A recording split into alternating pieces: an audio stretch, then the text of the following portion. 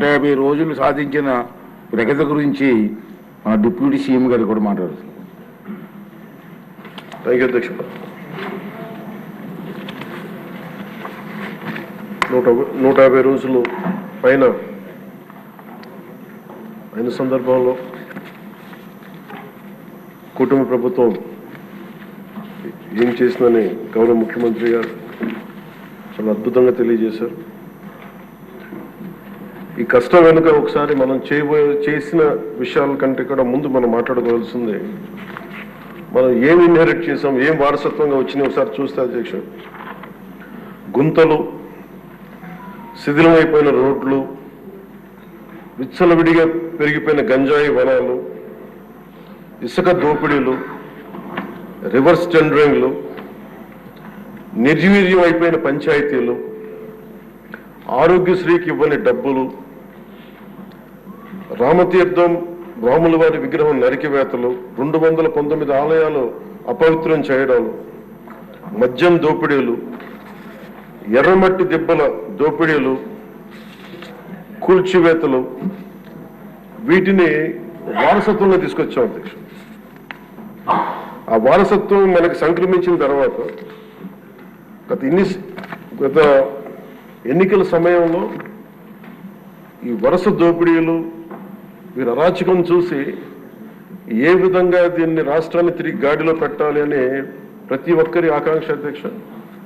ఆ సమయంలో 3 సార్లు ముఖ్యమంత్రిగా చేసి ఈ రోజున భారతదేశంలో తెలుగువారు భారతీయులు ఎక్కడున్నా సరే దాంట్లో దాదాపు సగం వంతు తెలుగువారే ఉండడానికి ముఖ్య కారకులు. నాలెడ్జ్ ఎకానమీ అనేది ప్రాతిపదిక చేసుకొని దాన్ని దేశమంతా విస్తరించిన ఒక విజనరీ. అలాంటి అనుభవం గల ఒక పాలసీ మేకర్ ముఖ్యమంత్రి, ఆయన్ని కూడా ఇబ్బందులు పెట్టి ఆ రోజు జైల్లో పెట్టినా, ఆయన్ని ఎన్ని రకాలుగా పెట్టినా ఒకటే అనుకున్నాం, ఇలాంటి వారసత్వంగా వచ్చిన సమస్యలను మనం ఎలా అధిగమించగలం అని.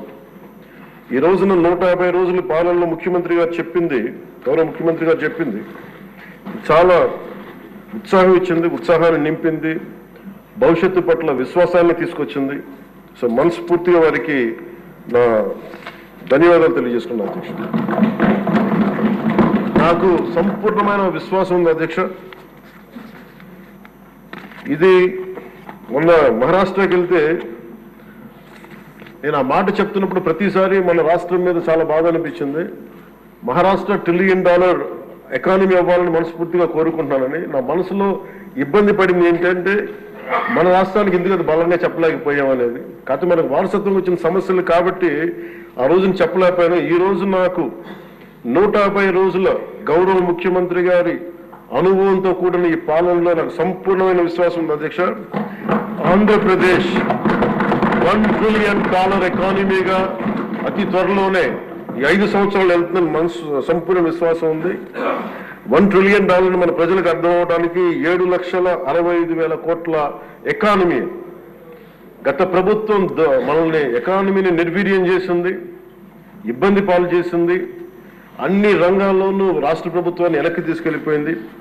ఈ పరిస్థితుల్లో గౌరవ ముఖ్యమంత్రి గారి అనుభవం, మీ పారదర్శకత, మీ విజనరీ దృష్టి, ఇవన్నీ కూడా మాకు ఈ $1 ట్రిలియన్ ఎకానమీ వైపు పరిగెడుతున్నాయి అన్న దాంట్లో ఏమాత్రం సందేహం లేదు అధ్యక్ష. అలాగే మన గత ప్రభుత్వం చివరికి పాస్బుక్లో కూడా గత ముఖ్యమంత్రి గారి ఫోటోలు పెట్టుకోవడం, అలాగే ఏ పథకాలకైనా సరే కేవలం వారిది పెట్టుకోవడం చాలా ఇబ్బంది కలిగజేసింది అధ్యక్ష. ముఖ్యంగా ముఖ్యమంత్రి గారు వచ్చి, గౌరవ ముఖ్యమంత్రి గారు వచ్చి ఎప్పుడు కూడా ఎవరికి కూడా గుర్తింపు లేనివి, ఆలోచించనివి కూడా వాళ్ళని ముందుకు తీసుకొచ్చి వాళ్ళని, ముఖ్యంగా నేను చెప్తుంది మొన్న చాలాసార్లు కొన్ని సందర్భాల్లో ముఖ్యమంత్రి గారి దృష్టికి తీసుకెళ్తే ఎల్లాప్రగడ సుబ్బారావు గారి గురించి ఎవరికి తెలియదు అధ్యక్ష, చాలా తక్కువ మందికి తెలుసు. వారి పేరుని నేను ఒక మాట ప్రస్తావించగానే, ఆయన దృష్టికి తీసుకురాగానే ఆయనకి పేరు పెట్టడం ఆయన దార్శనికతకి చాలా అర్థం పడుతుంది అధ్యక్ష.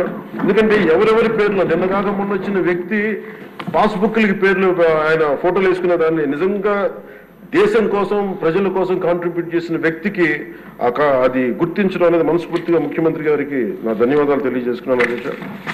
అలాగే సభలో ఎంతమందికి తెలుసో తెలియదు కానీ పొట్టి శ్రీరాములు గారి నిజమైన బలిదానాన్ని డిసెంబర్లో ఆయన బలిదానం ఉంటుంది. ఆయన చనిపోయారు మన కోసం. ఈరోజు దాన్ని రాష్ట్ర ప్రభుత్వం అధికారం దినంగా దాన్ని జరుపుకోవాలని చెప్పి ముఖ్యమంత్రి గారు మా దృష్టికి తీసుకొచ్చారు. దానికి కూడా వారికి సంపూర్ణ కృతజ్ఞతలు తెలియజేస్తాను.